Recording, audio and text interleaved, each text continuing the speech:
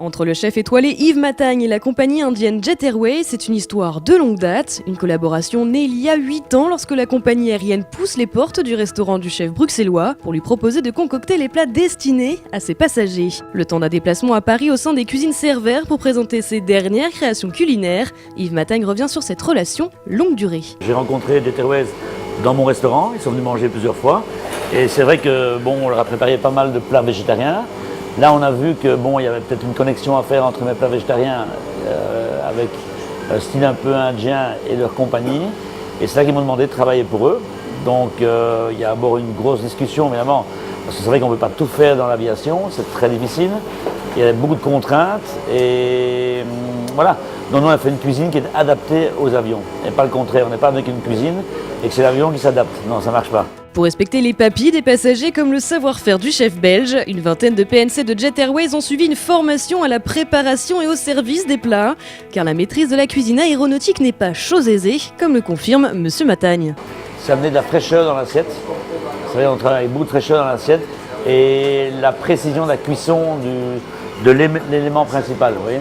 Donc si c'est la viande ou le poisson, ça c'est le plus dur, amener cette température, amener les croquants dans l'avion, c'est très difficile. Donc c'est amener des petites touches qui sont séparées de la préparation et qu'on rajoute au dernier moment pour amener ce croustillant, etc.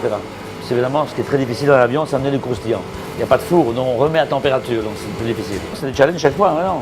Et on a quand même une réputation, donc on n'a pas envie non plus de mettre sa réputation en péril non plus. Donc c'est vrai que il faut qu'ils respectent vraiment les temps de cuisson, etc. Sinon ça reviendra sur vous, hein, de toute façon. On le saura un jour. Si Yves Matagne s'est vu proposer il y a 8 ans le challenge d'élaborer des menus pour et par la compagnie Jet Airways, de plus en plus de chefs cuisiniers émettent le souhait de collaborer avec Cervère et les compagnies aériennes.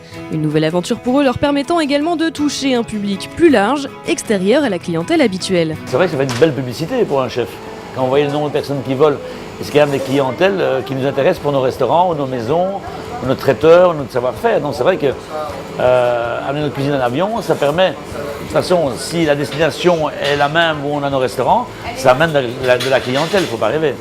Donc ça amène de la clientèle. C'est un genre de publicité pour nous aussi.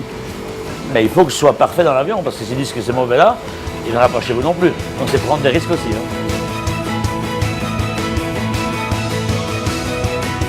Yves Matagne et la compagnie indienne Jet Airways, une histoire faite pour durer.